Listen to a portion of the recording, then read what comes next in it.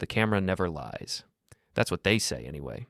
I'm Callum Torven, 37 years old, forensic accountant by trade, skeptic by nature. Numbers don't lie either, and after 12 years of marriage to Kiera Maller, the numbers weren't adding up. Happy anniversary, sweetheart, I said, holding the small black box with its neat red bow. The Meridian Hotel's breakfast room buzzed around us. Couples celebrating, families chatting, the usual Saturday morning crowd. Kiera looked radiant in her blue dress, blonde hair catching the morning light streaming through the windows.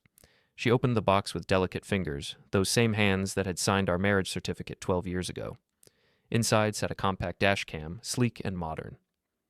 "Oh," she said, her smile faltering for just a microsecond. "A camera for the car?" "For safety," I explained, reaching across to touch her hand. "You drive so much for work now, all those client meetings. I worry about you on the road." Her green eyes met mine, and that smile returned, the one that had made me fall for her back in college. "You're so thoughtful, Cal. Always looking out for me." I kissed her forehead as she leaned forward. "That's what husbands do. I'll install it this afternoon, get it all synced up to the app on my laptop. That way, if anything happens, we'll have footage." "You and your technology," she laughed, tucking a strand of hair behind her ear. "Remember when you tried to automate our sprinkler system and flooded Mrs. Henderson's garden?"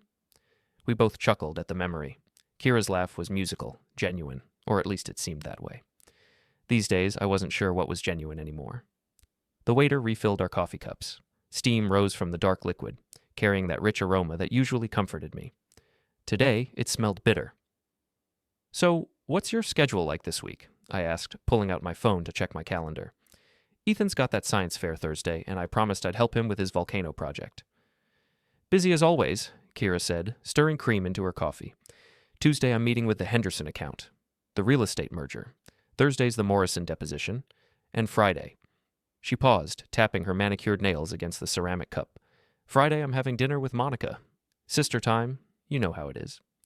Monica, her younger sister, the one who lived in the trendy downtown loft and worked as a yoga instructor, the one who'd never particularly liked me, though she was polite enough at family gatherings. "That's nice," I said. "You two should catch up more often." "We've been talking about it. She's been going through some relationship drama, needs someone to listen." I nodded, taking another sip of coffee. The hotel keycard from our overnight stay sat on the table between us, plastic evidence of our attempt to rekindle something that felt increasingly distant. "Cal?" Kiera's voice pulled me from my thoughts. "Yeah? You know I love you, right? Even when work gets crazy, even when we don't see each other as much as we'd like?" Her hand covered mine across the table, warm, soft, familiar. "Of course I know that." "Good, because sometimes I feel like you're watching me, analyzing me like one of your financial reports, looking for discrepancies." The word hit me oddly. Discrepancies. That's exactly what a forensic accountant looks for. The numbers that don't match, the patterns that seem off, the transactions that raise red flags. "I'm not analyzing you," I said, though even as the words left my mouth, I wondered if they were true. "I'm just paying attention. Isn't that what good husbands do?" "Of course." She squeezed my hand. "I just don't want you to worry so much. I'm exactly where I'm supposed to be." An hour later, we were home. Our suburban house sat on Maple Street. 3 bedrooms, 2-car garage, white picket fence, the American dream in architectural form. I'd bought it 5 years ago when my accounting firm landed the Morrison Industries contract. Kiera had picked out the paint colors, the furniture, the landscaping, everything perfectly coordinated, just like her. "I'm going to run to the grocery store," she called from the kitchen. "We're out of coffee, and you know how grumpy you get without your morning caffeine." "Want me to come with you?" "No need. I'll just be an hour or so. Maybe stop by the bookstore, too." I watched from the living room window as she backed her silver Lexus out of the driveway. The car was 2 years old, a gift to herself when she made senior associate at the firm. She'd earned it, working 60-hour weeks, bringing in new clients, climbing the ladder with determination I'd always admired. The dashcam installation took 30 minutes. The device mounted easily behind the rearview mirror, nearly invisible unless you knew where to look. The app synced to my laptop without any issues. Modern technology at its finest. I tested the camera angles, adjusted the settings, made sure the audio pickup was clear. "There," I said to myself, closing the laptop. "Now we're all connected." When Kiera returned, I was in the garage, organizing my toolbox. She pulled in beside my Honda, the Lexus purring quietly. "All set up," I announced, holding up the instruction manual. "Motion-activated recording, GPS tracking, automatic cloud backup, the works." "You're like a kid with a new toy," she said, grabbing grocery bags from the trunk. "Just promise me you won't become one of those husbands who tracks his wife's every move." "Wouldn't dream of it," I replied, though something in her tone made me pause. There was an edge there, subtle but present, like she was testing the waters, seeing how I'd respond. "Good, because that would be paranoid, and you know what I always say about paranoid husbands." "What's that?" She smiled, but it didn't reach her eyes this time. They usually find exactly what they're looking for, whether it exists or not. That night, after Ethan had gone to bed and Kiera was in the shower, I sat in my home office with the laptop open. The Dashcam app showed a green light, connected and recording. A map displayed the Lexus's current location, our garage.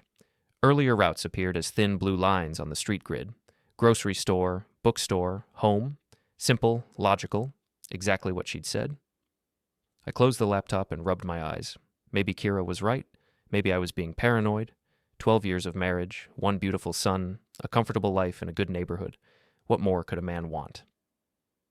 But as I turned off the office light and headed upstairs, I couldn't shake the feeling that something was shifting, like a foundation settling, almost imperceptible, but definitely there. The shower was still running when I reached the bedroom.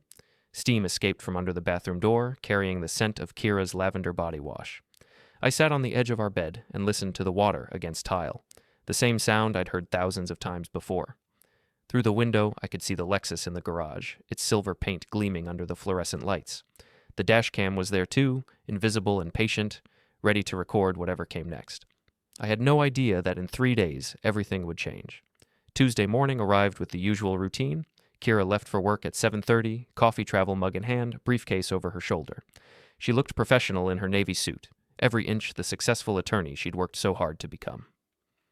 "Henderson meeting today," she reminded me, pecking my cheek. "Might run late, so don't wait dinner for me." "Good luck with the merger details," I said. "Those real estate deals can get complicated." "Tell me about it. But that's why they pay me the big bucks, right?" I watched her drive away, then got Ethan ready for school. Our 12-year-old son had inherited Kiera's blonde hair and my analytical mind, a combination that made him excellent at video games and terrible at keeping his room clean. "Dad, can we work on the volcano tonight?" he asked over cereal. "Absolutely. We'll make it the best eruption Jefferson Middle School has ever seen." "Cool. Mom said she might be late again. She's been working a lot lately." Out of the mouths of babes. Even Ethan had noticed the pattern. My own workday passed in spreadsheets and financial statements. Morrison Industries was preparing for their quarterly audit, which meant I spent 8 hours cross-referencing accounts and tracking down discrepancies in their expense reports. It was methodical work, the kind that required patience and attention to detail. Around 3 o'clock, my phone chimed with a notification from the Dashcam app. I'd set it to alert me whenever the car moved, just to test the system. The Lexus was on the move, heading east across town. I pulled up the map, curious to see the route. Kiera's law firm was downtown, about 15 minutes west of our house, but according to the GPS, she was driving in the opposite direction. The blue line traced a path through the business district, past the shopping center, toward the newer part of town where chain hotels and corporate offices clustered around the interstate. The movement stopped at an address I didn't recognize. I switched to satellite view and zoomed in. The Meridian Hotel. My chest tightened. The same hotel where we'd stayed for our anniversary. But why would Kiera be there for a business meeting? The Henderson account was a local real estate company. Their offices were downtown, not out by the interstate. I told myself there could be a dozen explanations. Maybe the meeting had been moved. Maybe they were hosting clients from out of town.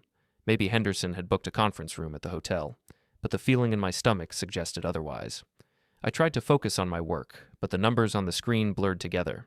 Every few minutes, I found myself checking the app.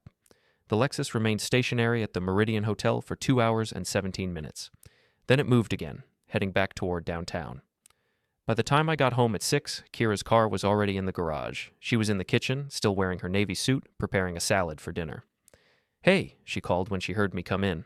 "How was your day?" "Good. Busy. How did the Henderson meeting go?" She didn't look up from chopping tomatoes. "Oh, you know how these merger discussions are. Lots of back and forth, reviewing contracts, making sure all the details are covered." "Where did you meet? Their offices?" Now she glanced up, knife pausing mid-chop. "Actually, they booked a conference room at the Meridian Hotel. Neutral territory, they said. Sometimes these real estate people like to get away from their usual environment when they're making big decisions." The explanation was smooth, delivered without hesitation. If I hadn't been watching the GPS tracker, I would have accepted it without question. Makes sense, I said. Must have been a long meeting. Nearly 3 hours. But I think we made good progress. The deal should close by the end of the month. I nodded and headed upstairs to change clothes. In my office, I opened the laptop and checked the Dashcam footage. The app allowed me to view recorded video from any time the car was in motion, plus 30 seconds before and after each trip. I selected the afternoon timeline and hit play. The screen showed Kiera's view through the windshield as she drove east across town. The audio picked up her voice, talking on the phone through the car's Bluetooth system. "I'm on my way now," she was saying. "Room 237, right? Okay, I'll be there in 10 minutes. Room 237. Not a conference room. A hotel room. My hands felt cold against the laptop's warm surface. I fast-forwarded to her departure from the hotel. The audio caught her voice again, this time talking to someone in the passenger seat. "That was incredible," a man's voice said. "I can't believe we waited so long to do this." Kiera laughed, that same musical laugh I'd heard at breakfast on Saturday. "Good things are worth waiting for. When can I see you again?" "Thursday, same time, same place. But we have to be careful. Cal's been acting suspicious lately, asking more questions." "You think he knows?" "No, he's just being paranoid. You know how accountants are. They see patterns everywhere, even when there's nothing to see." The conversation continued, but I couldn't focus on the words. My vision had narrowed to a tunnel, the laptop screen the only thing in sharp focus. Everything else, the office walls, the family photos on my desk, the sound of Ethan's video game downstairs, faded into background noise. I rewound the audio and listened again, hoping I'd misheard. But the words were clear, the voices unmistakable. Kiera and another man discussing their affair with casual intimacy, planning their next encounter. "Cal?" Kiera's voice called from downstairs. "Dinner's ready." I closed the laptop and sat in the darkness of my office for a moment, processing what I'd just learned. 12 years of marriage, 12 years of trust, shared dreams, building a life together, and now this. But I was a forensic accountant. I dealt in evidence, not emotions. One recording wasn't enough to build a case. I needed more data, more patterns, more proof. "Coming," I called back, my voice surprisingly steady. Dinner was grilled chicken and salad. Kiera talked about her day, the meeting, the clients, the progress on the Henderson merger. Every word was a lie, delivered with the same warm smile she'd given me for over a decade. "You're quiet tonight," she observed, reaching across to touch my hand. "Everything okay?" "Just thinking about the Morrison audit. Lots of details to keep track of." "You work too hard sometimes. Maybe we should plan a weekend getaway when this Henderson deal closes. Just the two of us." "That sounds nice," I said, though the words felt like ash in my mouth. After dinner, Ethan and I worked on his volcano project in the garage. We mixed plaster and shaped the mountain, discussing the science behind volcanic eruptions. My son's enthusiasm was infectious, and for an hour, I almost forgot about the Dashcam footage. "Dad, are you and Mom okay?" Ethan asked as we painted the volcano's base brown. The question caught me off guard. "What do you mean?" "I don't know. You guys seem different lately, like you're both thinking about other stuff when you're together." Kids notice everything. Another pattern, another data point in the growing pile of evidence. "We're fine, buddy. Sometimes grown-ups just have a lot on their minds." "Okay, but if you weren't fine, you'd tell me, right?" I looked at my son, blonde hair falling across his forehead, blue eyes serious behind his glasses. He deserved honesty, but not the whole truth. Not yet. "If there was anything you needed to know, I'd tell you, I promise." That night, Kiera fell asleep quickly, her breathing deep and even beside me. I lay awake staring at the ceiling, listening to the familiar sounds of our house settling around us. The refrigerator humming downstairs, the neighbor's dog barking at something in the distance, the gentle whisper of air through the heating vents. Normal sounds, the soundtrack of a normal life that was apparently built on lies. I thought about confronting her immediately, demanding an explanation, but that would tip my hand before I understood the full scope of what was happening. How long had this been going on? Who was the man in the car? Were there others? No, I needed more information.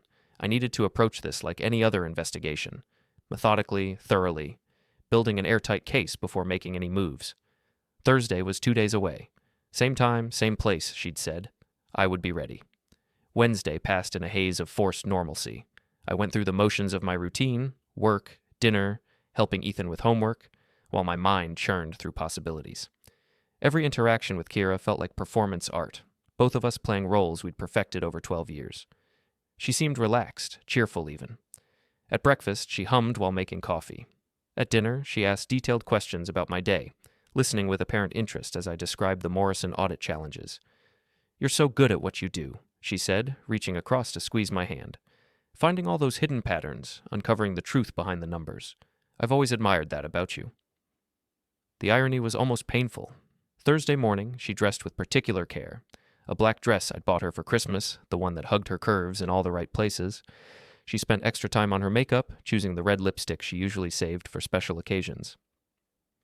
"Morrison deposition today," she reminded me, checking her reflection in the hallway mirror. "Could run late again." "Of course," I said. "Good luck with it." But as I watched her drive away, I knew she wasn't heading to any deposition. She was going to the Meridian Hotel, to room 237, to meet the man whose voice I'd heard on Tuesday's recording. I couldn't concentrate on work. Every few minutes, I checked the Dashcam app, watching the blue dot that represented my wife's location. At 10:47 a.m., the Lexus left the downtown area and headed east. Same route as Tuesday, same destination. This time, I was ready. I'd taken the afternoon off, telling my assistant I needed to handle some personal business, which wasn't exactly a lie. I drove to the Meridian Hotel and parked across the street in a strip mall parking lot, positioning myself with a clear view of the hotel's main entrance. The Lexus was in the parking lot, third row from the building. I recognized the license plate, Kiera M, that she'd gotten as a birthday gift to herself 3 years ago. I waited. At 12:15, a man emerged from the hotel lobby. Tall, dark hair, expensive suit. He walked with confidence, the stride of someone accustomed to getting what he wanted. He climbed into a black BMW parked near Kiera's car. 20 minutes later, Kiera appeared. Even from a distance, I could see her checking her phone, smoothing her hair, adjusting her dress. She looked satisfied, like someone who just concluded successful business. But this wasn't business. This was betrayal, wrapped in lies and delivered with a smile. I followed the BMW at a distance as it pulled out of the hotel parking lot. The driver headed west toward the downtown business district.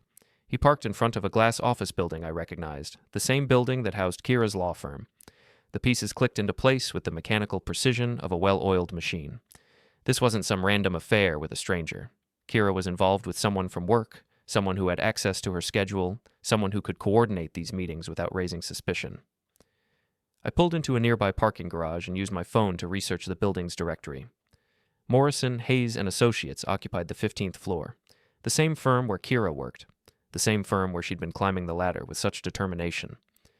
That evening, she came home with takeout from our favorite Thai restaurant.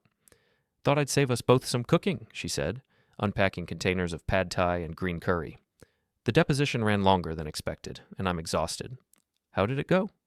"Oh, you know how these things are. Lots of questions, lots of documents to review, but I think we're in good shape."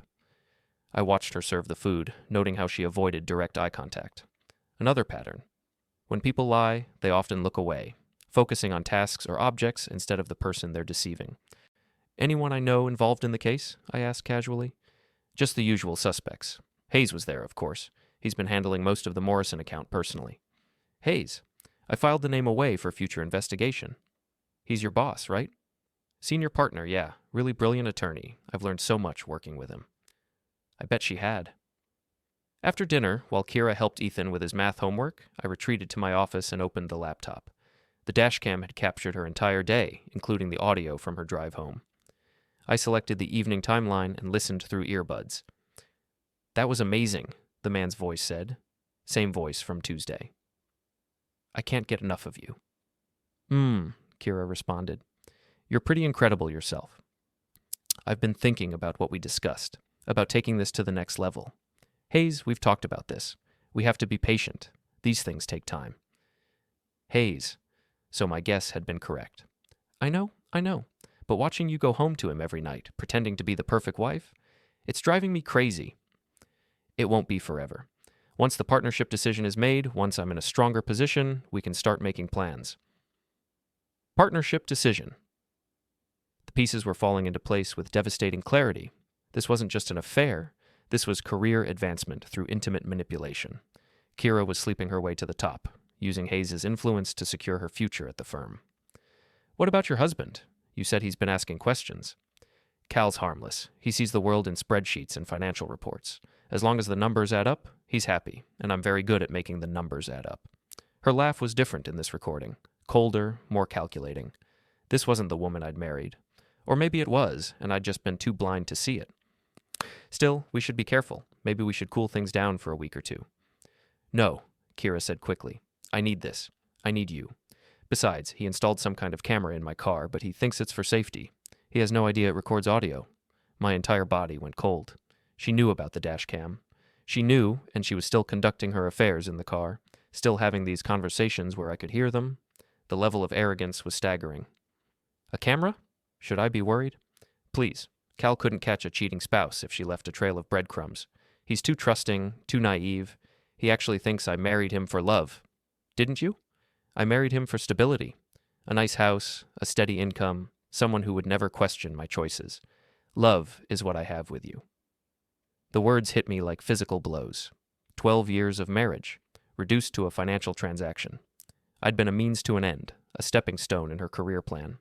But she'd made one critical error. She'd underestimated the man she married. I was a forensic accountant. I specialized in uncovering hidden truths, following paper trails, building cases that could stand up in court. And now I had a target worthy of my skills. I opened a new folder on my laptop and labeled it Evidence. Then I began downloading and organizing every piece of footage from the past week. Audio files, GPS logs, timestamps, locations, everything documented with the precision of a criminal investigation. Because that's exactly what this was. Friday morning, Kiera announced she was having dinner with her sister Monica.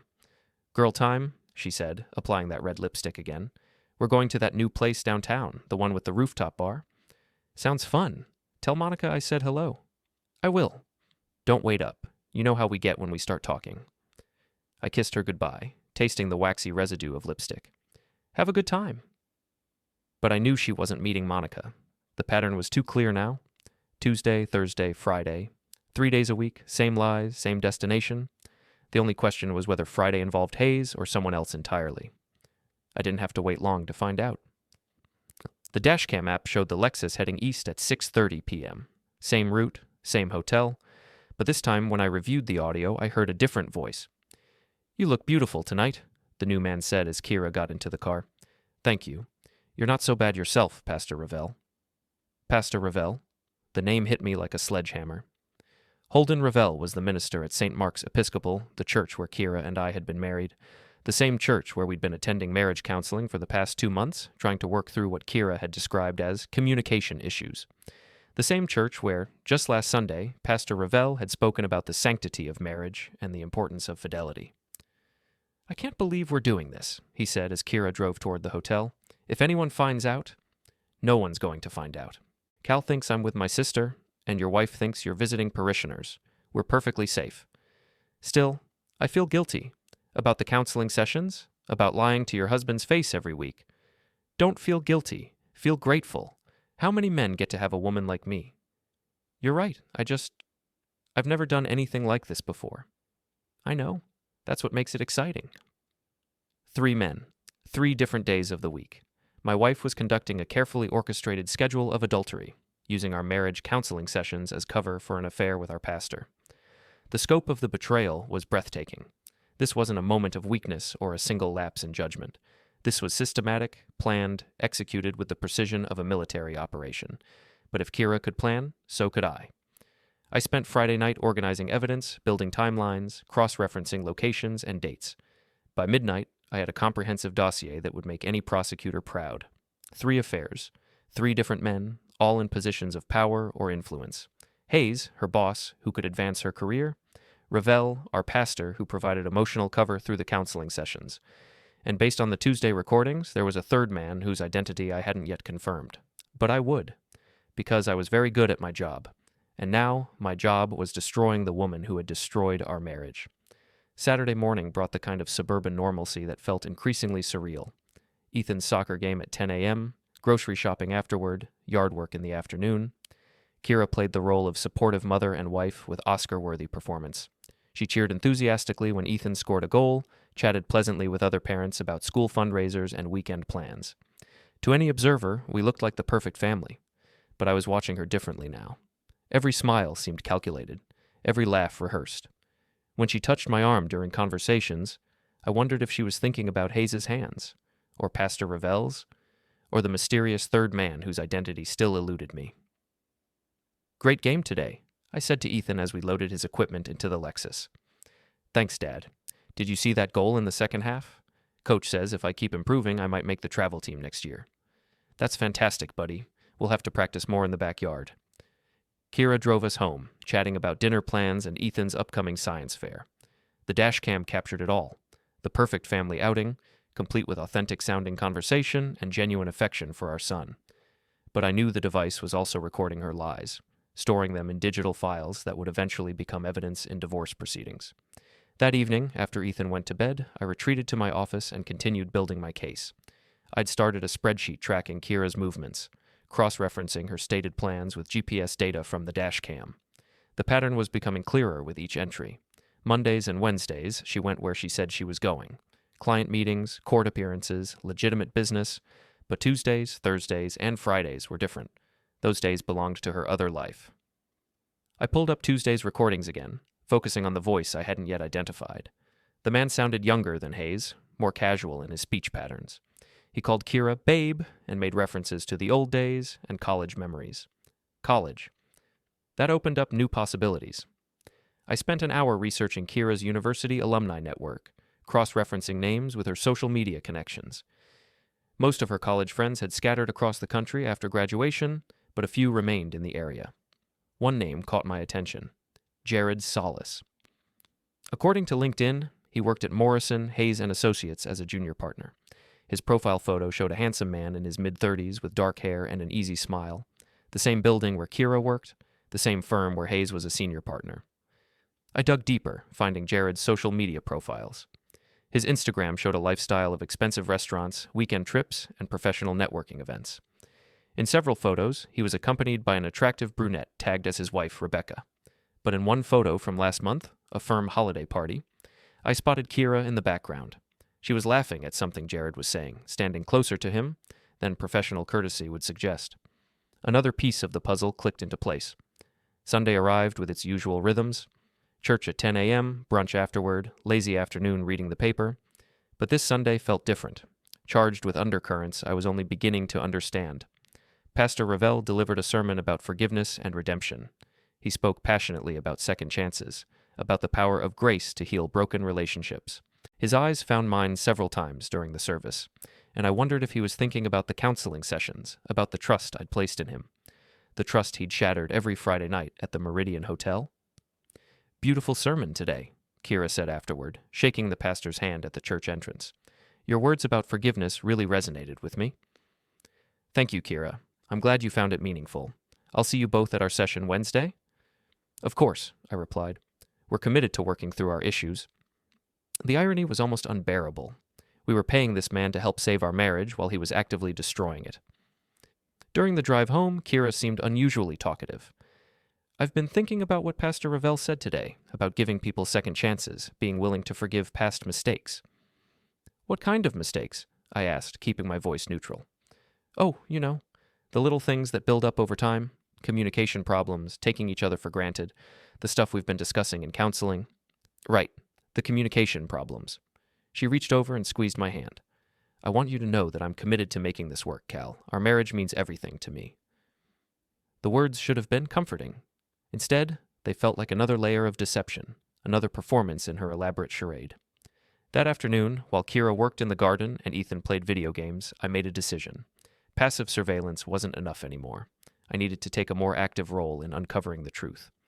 I called Derek Martinez, my best friend since college and currently a private investigator specializing in corporate fraud. If anyone could help me navigate this situation, it was Derek. Cal, good to hear from you. What's going on? I need some advice. Hypothetically, if someone suspected their spouse of having an affair, what would be the best way to gather evidence? Derek was quiet for a moment. This is about Kiera, isn't it? Hypothetically. Okay. Hypothetically speaking, the key is documentation. Photos, videos, financial records, communication logs. You want a pattern of behavior that establishes intent and opportunity. What about audio recordings? Depends on your state's laws.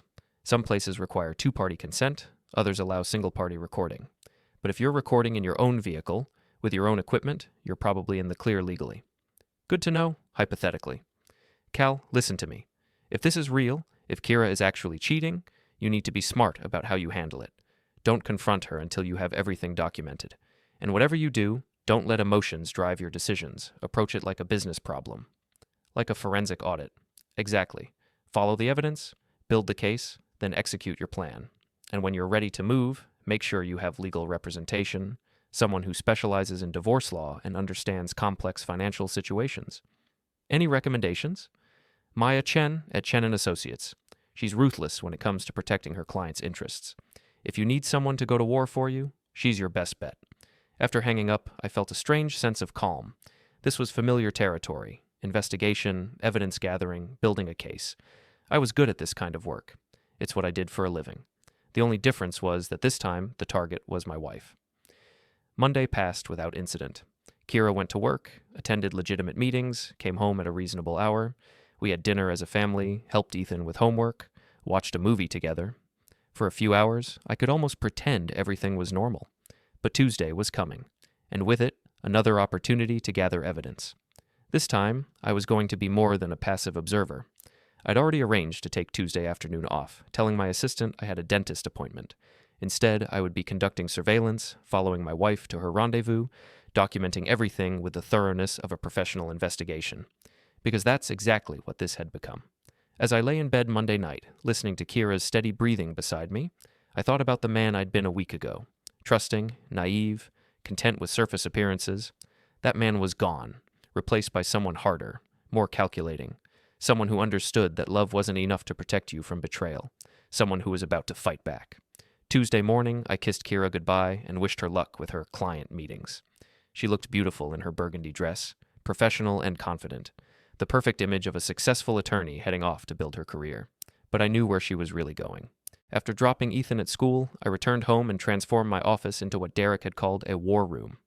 I printed out timeline spreadsheets, GPS tracking logs, and transcripts of the audio recordings. Everything went up on the wall behind my desk, connected with colored string like something from a detective movie. Red string for Hayes, the senior partner who controlled Kiera's career advancement. Blue string for Pastor Ravel, who provided emotional cover through our marriage counseling sessions. Green string for the unknown third man, who I suspected was Jared Solis. At the center of it all, a photo of my wife, smiling at last year's firm Christmas party. The woman I'd loved for 12 years, now revealed as a master manipulator orchestrating multiple affairs with calculated precision. My phone buzzed with a Dashcam notification. The Lexus was moving, heading east toward the Meridian Hotel, right on schedule. This time, I was ready. I'd rented a nondescript sedan for the day, something that wouldn't be recognized if Kiera happened to spot surveillance. I also had a high-resolution camera with a telephoto lens, borrowed from Derek's equipment collection. The drive to the hotel took 15 minutes. I positioned myself in the same strip mall parking lot I'd used before, with a clear view of both the hotel entrance and the parking area where Kiera always left her car. At 11:47 a.m., a familiar black BMW pulled into the lot. The driver was the same man I'd seen before. Tall, dark hair, expensive suit. He walked into the hotel with the confidence of someone who belonged there. Jared Solis. It had to be. 12 minutes later, the silver Lexus arrived. Kiera parked 3 spaces away from the BMW, checked her appearance in the rearview mirror, then walked briskly toward the hotel entrance. I waited 15 minutes before following them inside. The Meridian Hotel lobby was all marble floors and crystal chandeliers, the kind of upscale establishment that catered to business travelers and special occasions. I approached the front desk with the confidence of someone who had every right to be there. "Excuse me," I said to the desk clerk, a young woman with perfectly styled hair and a practiced smile. "I'm supposed to meet my colleague, Jared Solis, but I seem to have misplaced his room number." "I'm sorry, sir, but I can't give out guest room information for privacy reasons." "Of course, I understand. Could you call his room and let him know Cal is here?" She consulted her computer screen. "I show Mr. Solis in room 237. Let me ring him for you." Room 237. The same number I'd heard in the Dashcam recordings. "Actually, that's okay," I said quickly. "I just remembered we were supposed to meet in the restaurant first. Thanks for your help." I retreated to the hotel bar, which offered a view of the elevator bank and lobby seating area. Ordering a coffee I didn't want, I settled in to wait. At 2:15 p.m., they emerged from the elevator together. Kiera looked radiant, her hair slightly mussed, her lipstick refreshed. Jared had his hand on the small of her back, guiding her toward the exit with possessive familiarity. I raised my camera and captured a dozen shots through the bar's tinted windows. The images were clear, unmistakable. My wife and her lover, leaving their hotel room after an afternoon of adultery. But I wasn't done yet. I followed them to the parking lot, staying far enough back to avoid detection. They stopped beside Kiera's car, and I watched through the camera lens as Jared pulled her close for a passionate embrace. Their conversation was too distant to hear, but their body language spoke volumes. More photos, more evidence for the growing file. After Jared drove away, I waited for Kiera to leave before returning to my own car. The dashcam would capture her audio during the drive home, providing the final piece of today's puzzle. Back in my office, I downloaded the afternoon's recordings and added the new photos to my evidence wall. The case against Kiera was becoming overwhelming. Audio confessions, GPS tracking data, photographic proof, financial records showing hotel charges on credit cards I'd never seen, but I needed more than evidence. I needed a strategy. I called Maya Chen's office and scheduled a consultation for Thursday afternoon. Then I called Derek and asked him to run background checks on Hayes, Jared, and Pastor Ravel. If I was going to war, I wanted to know everything about my enemies. Wednesday brought our scheduled marriage counseling session with Pastor Ravel. Sitting in his office, surrounded by religious books and inspirational posters, I watched him counsel us about communication and trust, while knowing he'd been intimate with my wife just 5 days earlier. Marriage requires constant work, he said, leaning forward in his leather chair. Both partners need to be completely honest with each other, willing to share their deepest thoughts and feelings. Honesty is so important, Kiera agreed, reaching for my hand. I want Cal to know he can trust me completely. I squeezed her fingers and smiled. Trust goes both ways. I'm grateful we have someone like you to guide us through this, Pastor Ravel. Your wisdom has been invaluable. The pastor's face reddened slightly. I'm just glad I can help. Marriage is sacred, and I'll do whatever I can to help you two work through your challenges. We really appreciate your personal attention, I continued.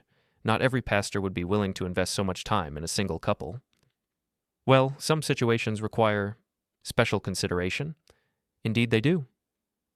The session continued for another 30 minutes, but my mind was elsewhere, planning the next phase of my investigation. Friday would bring Pastor Ravel's weekly encounter with Kiera. I intended to document that meeting with the same thoroughness I'd applied to Tuesday's surveillance. Thursday morning brought my consultation with Maya Chen. Her law office occupied the top floor of a downtown high-rise with floor-to-ceiling windows offering panoramic views of the city. Maya herself was exactly what Derek had promised, sharp, direct, and clearly accustomed to handling complex divorce cases involving significant assets. Tell me about your situation, she said, settling behind her desk with a legal pad and pen. I opened my briefcase and began laying out evidence. Audio transcripts, photographs, GPS logs, financial records. Maya's eyebrows rose as the pile grew larger. This is very thorough, she said, reviewing the materials. How long have you been gathering this information? About a week and a half, but the affairs have been going on for at least several months, possibly longer. Multiple affairs? 3 different men. Her boss, our marriage counselor, and a colleague from her firm. Maya whistled softly. That's ambitious and incredibly stupid on their part. This kind of evidence could destroy all of their careers. That's the idea. She looked up from the documents, studying my face. What exactly are you hoping to achieve here, Cal? I want to end my marriage with maximum financial protection for myself and my son. I want full custody, and I want to make sure everyone involved faces appropriate consequences for their actions. Appropriate consequences? Professional sanctions, public exposure, complete destruction of their reputations. Maya leaned back in her chair, a slight smile playing at the corners of her mouth. I think we're going to work well together. We spent the next hour discussing strategy. Maya explained the divorce process, the likely timeline, and the financial implications of Kiera's infidelity. Thanks to the prenuptial agreement we'd signed 12 years ago, which included a detailed infidelity clause, Kiera would receive virtually nothing in a divorce settlement. The prenup is ironclad, Maya confirmed. If we can prove adultery, she forfeits all claims to marital assets except for a small stipend for basic living expenses. The house, the investment accounts, even her car, it all stays with you. And custody?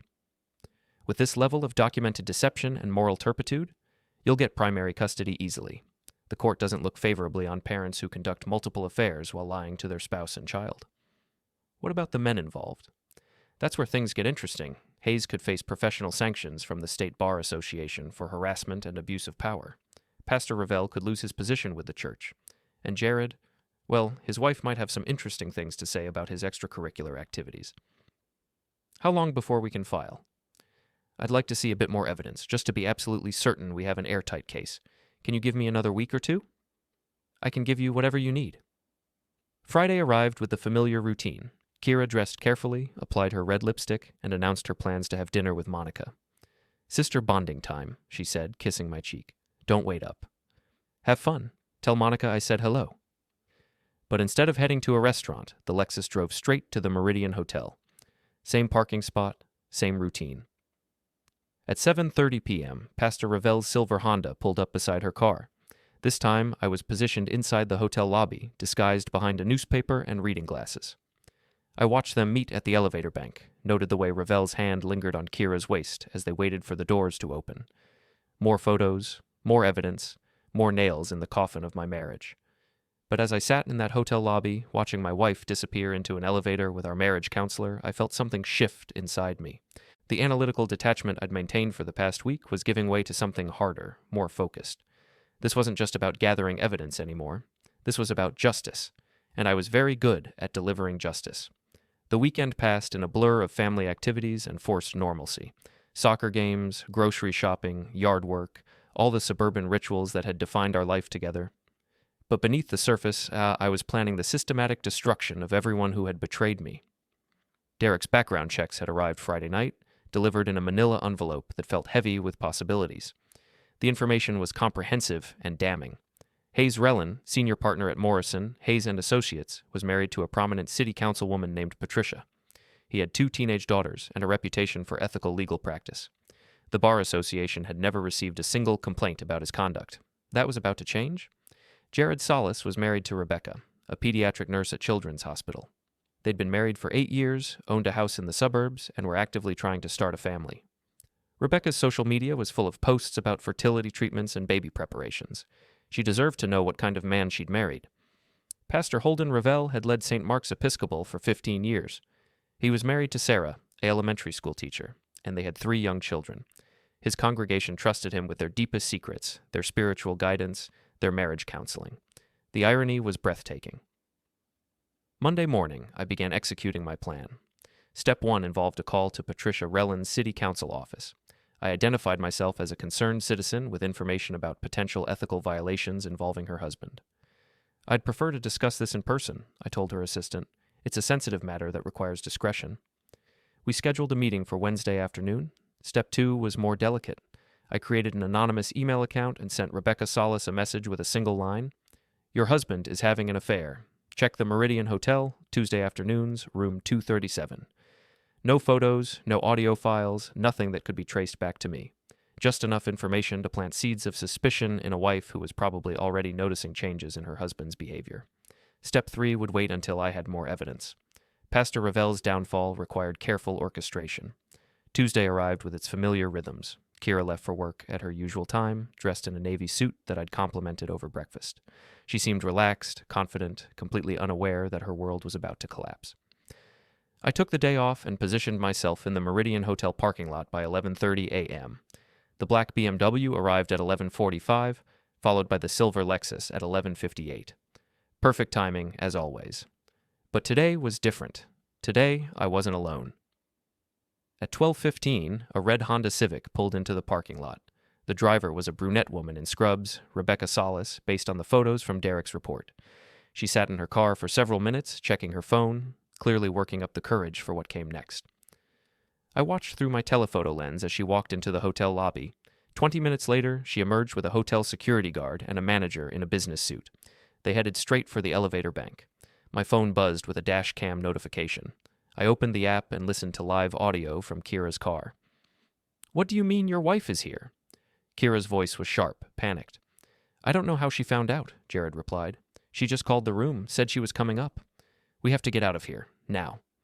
It's too late. She's probably already—" The audio cut off as they left the vehicle. I repositioned my camera and waited. At 12:47, the hotel's side exit burst open. Jared emerged first, his shirt untucked, his hair disheveled. Kiera followed, clutching her purse and looking around frantically. Behind them came Rebecca Solis, her face red with fury, her voice carrying across the parking lot. 8 years, Jared. 8 years of marriage, and this is how you repay me? Rebecca, please, let me explain. Explain what? How you've been using our fertility appointments as cover for your affairs. How you've been lying to my face while I've been taking hormones and planning for our future. I captured every moment through my camera lens. The confrontation was better than anything I could have orchestrated myself. Who is she? Rebecca demanded, pointing at Kiera. Nobody, just a colleague. Don't lie to me anymore. I know about the hotel room, about your Tuesday meetings. I know everything. Kiera tried to slip away toward her car, but Rebecca noticed the movement. You're not going anywhere, she called out. I want to know exactly how long this has been going on. I don't know what you're talking about, Kiera replied, but her voice lacked conviction. Really? Because the hotel records show this room has been booked in your name for the past 3 months. 3 months of Tuesday afternoons while I was at work, saving children's lives, thinking my husband was building a future with me. The confrontation continued for another 10 minutes, with Rebecca systematically destroying both Jared and Kiera with facts she'd obviously gathered during her own investigation. Hotel records, credit card statements, phone logs, she'd done her homework. Finally, hotel security intervened, escorting all parties to their vehicles and asking them to leave the property. I watched Jared and Rebecca drive away in separate cars, their marriage clearly over. Kiera sat in the Lexus for several minutes, her hands shaking as she tried to compose herself. The dashcam captured her phone call to Hayes. We have a problem, she said when he answered. Jared's wife found out. She confronted us at the hotel. How much does she know? Everything. Hotel records, dates, times. She's been investigating for weeks. This is a disaster. If she goes public, it could destroy both our careers. What do? We deny everything. It's her word against ours. And we need to be more careful going forward. Maybe we should cool things down for a while. Absolutely not. I'm not letting some hysterical wife dictate our relationship. We'll just have to be smarter about it. The conversation continued, but I'd heard enough. They were planning to continue their affair despite being exposed, despite the collateral damage to innocent people like Rebecca Solis. That level of arrogance required a proportional response. Wednesday afternoon, I sat in Patricia Rellin's city council office, surrounded by civic awards and family photos. She was an attractive woman in her 50s, with silver hair and intelligent eyes that suggested she didn't suffer fools gladly. Thank you for seeing me on short notice, I began. I have some information about your husband that I believe you should know. What kind of information? I opened my briefcase and removed a folder containing selected audio transcripts and photographs. Nothing explicit, nothing that would unnecessarily hurt this woman, but enough to establish the facts. Your husband is having an affair with a junior attorney at his firm. They've been meeting regularly at the Meridian Hotel for several months. Patricia's face went very still as she reviewed the evidence. When she looked up, her eyes were hard as granite. Why are you bringing this to me? Because you deserve to know the truth, and because Hayes' conduct violates several Bar Association ethical guidelines regarding workplace relationships and abuse of power. What do you want in return for this information? Nothing. I'm not looking for money or favors. I just believe that actions should have consequences. She studied my face for a long moment. You're not just a concerned citizen, are you? This is personal. The woman in those photos is my wife. Patricia nodded slowly, understanding passing between us. I see. And you want Hayes to face professional consequences for his role in destroying your marriage. I want him to face appropriate consequences for his choices. What you do with this information is entirely up to you. She gathered the documents and placed them in her desk drawer. Thank you for bringing this to my attention. I'll handle it from here. I'm sure you will. Thursday brought the next phase of my plan. I called the State Bar Association's ethics hotline and filed a formal complaint against Hayes Rellin, citing abuse of power, harassment, and conduct unbecoming a member of the legal profession. The complaint was supported by audio recordings, photographic evidence, and a detailed timeline of the affair. I also included testimony from Rebecca Solis, who had agreed to cooperate after I reached out to her through Derek's contacts. Friday morning, Kiera left for work with her usual confidence, unaware that her world was beginning to crumble. She had no idea that Jared's marriage was over, that Hayes was about to face professional sanctions, that her own husband had spent 2 weeks building an airtight case against her, but she was about to find out. At 2:30 p.m., my phone rang. Kiera's name appeared on the screen.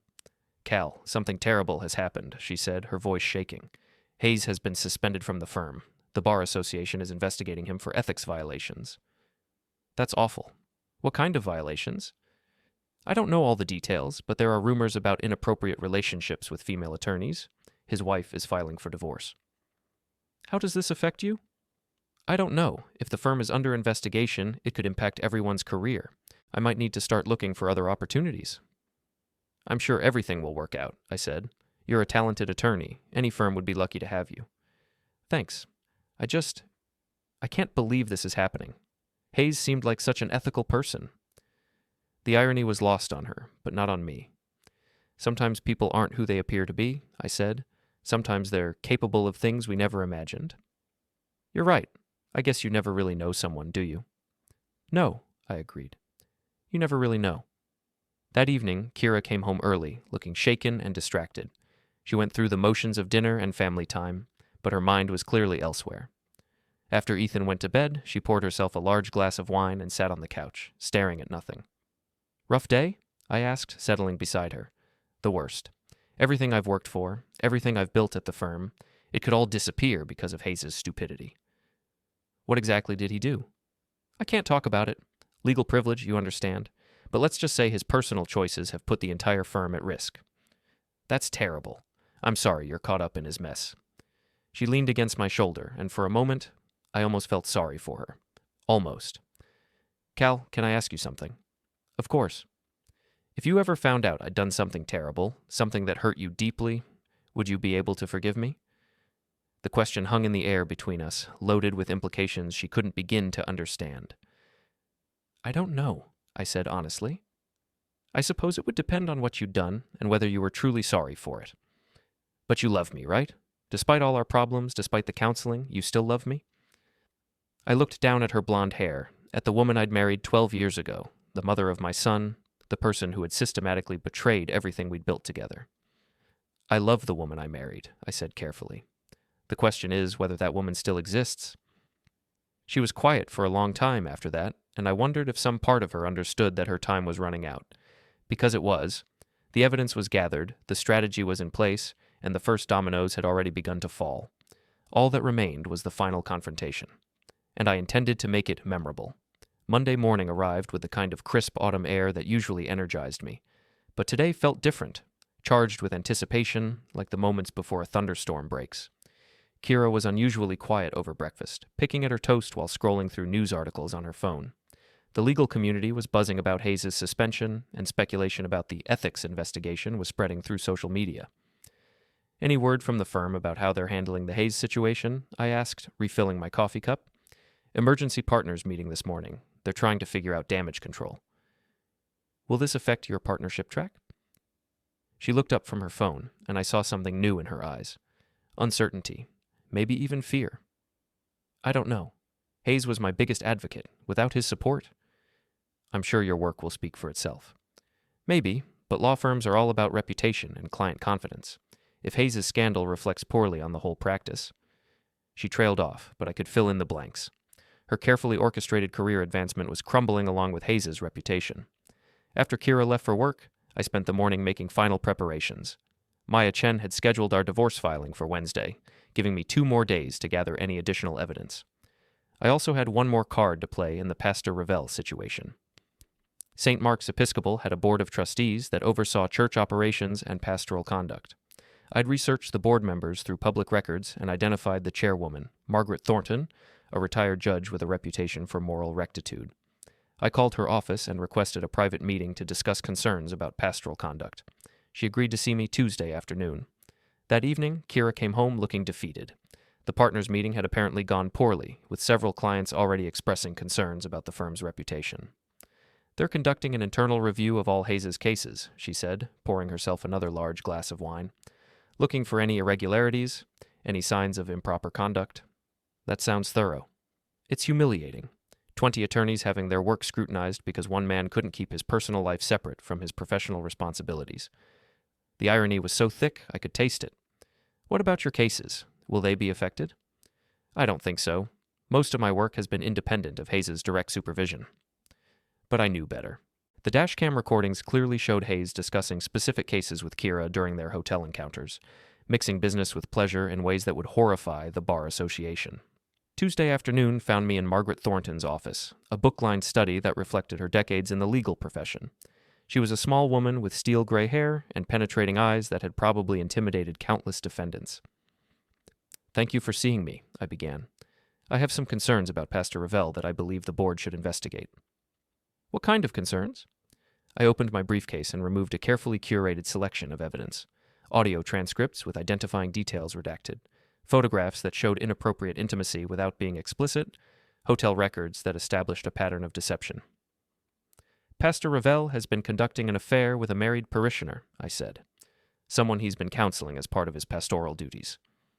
Margaret's face remained impassive as she reviewed the materials, but I could see the wheels turning behind her eyes. This is very serious, she said finally. If these allegations are true, Pastor Ravel has violated fundamental ethical boundaries. The evidence speaks for itself. Indeed it does. May I ask how you came by this information? The married parishioner in question is my wife. Understanding dawned in her expression. I see. And you're bringing this to the church board rather than handling it privately because Pastor Ravel holds a position of trust and authority. His conduct affects more than just my marriage. It undermines the integrity of the entire congregation. You're absolutely right. This kind of behavior cannot be tolerated, regardless of the personal circumstances involved. She gathered the documents and placed them in a secure folder. I'll convene an emergency board meeting for Thursday evening. Pastor Ravel will be given an opportunity to respond to these allegations, but based on what you've shown me, I understand. Thank you for taking this seriously. Thank you for bringing it to our attention. I know this couldn't have been easy. Wednesday morning brought the moment I'd been preparing for. Maya Chen filed the divorce papers at 9 a.m., citing adultery, fraud, and irreconcilable differences. The prenuptial agreement's infidelity clause was invoked, and I requested full custody of Ethan based on Kiera's demonstrated pattern of deception. The papers would be served to Kiera at her office that afternoon. I spent the morning at work, trying to maintain some semblance of normalcy while my phone buzzed with updates from Maya's office. The legal machinery was in motion, and there was no stopping it now. At 2:47 p.m., my phone rang. Kiera's name on the screen. Cal, what the hell is this? Her voice was shaking with rage and disbelief. What's what? The divorce papers. The process server just left my office. Everyone saw him. Everyone knows. Oh, that. Yes, I filed for divorce this morning. You filed for... Cal, we can work this out. Whatever problems we're having, we can fix them in counseling. I don't think Pastor Ravel is going to be available for counseling much longer. Silence on the other end of the line. I could practically hear her mind racing, trying to figure out how much I knew. What do you mean? I mean, he's about to face his own professional difficulties. Something about inappropriate relationships with parishioners. Cal, I don't understand what's happening. Why are you doing this? Because I know about Hayes. I know about Jared. I know about Pastor Ravel. I know about the hotel rooms, the lies, the conspiracy to defraud me of marital assets. I know everything, Kiera. Another long silence. When she spoke again, her voice was different, smaller, more desperate. How long have you known? Long enough to document everything, long enough to build an airtight case, long enough to destroy the careers of everyone involved. The Dashcam, she whispered. You've been recording us. You knew about the camera. You discussed it with your lovers. You just underestimated the man you married. Cal, please, we can work this out. I'll end the affairs. I'll do whatever you want. Just don't destroy my career. Your career was destroyed the moment you decided to sleep with your boss. I just documented the process. I could hear her crying now, the careful composure finally cracking. What about Ethan? What about our son? Ethan will be fine. He'll live with me in the house you're about to lose. He'll attend the same school, keep the same friends, maintain the same routines. The only thing that will change is that he won't have to watch his mother lie anymore. You can't take my son away from me. I can, and I will. The court tends to frown on parents who conduct multiple affairs while lying to their families. But don't worry, you'll have supervised visitation rights, assuming you can afford an attorney after you lose everything else. The line went quiet, except for her sobbing. I felt no satisfaction in her pain, but no sympathy either. This was simply the logical conclusion of choices she'd made. Cal, please, I'm begging you, don't do this. It's already done, Kiera. The papers are filed, the evidence is submitted, and your lovers are facing their own consequences. Hayes is suspended, Jared's marriage is over, and Pastor Ravel will be removed from his position by week's end. How could you be so calculating, so cold? I learned from the best. You orchestrated 3 simultaneous affairs while playing the role of loving wife and mother. That takes a special kind of calculation. I never meant for this to happen. It just evolved. No, it didn't evolve. You planned it. You executed it with precision. You just never considered the possibility that your forensic accountant husband might apply his professional skills to his personal life. Thursday evening, I sat in my office reviewing the final pieces of evidence for Maya's files. The divorce proceedings were moving forward smoothly, with Kiera's attorney already signaling willingness to negotiate rather than fight the overwhelming documentation of her adultery. My phone buzzed with a text from Margaret Thornton. Board meeting concluded. Pastor Ravel has been terminated effective immediately. Thank you for your courage in bringing this matter forward. Another text, this one from Derek. Hayes' wife filed for divorce this morning. Bar Association hearing scheduled for next week. Rebecca Solis is considering a civil suit against both Hayes and Jared for emotional distress. The dominoes were falling exactly as I'd planned. Friday brought news that Morrison, Hayes and Associates was dissolving the partnership. Several major clients had withdrawn their business following the ethics scandal, and the remaining partners decided to cut their losses and start fresh with a new firm. Kiera would be unemployed by month's end. That evening, she came home to pack some belongings. I'd changed the locks earlier in the day, as Maya had advised, but I allowed her supervised access to collect personal items.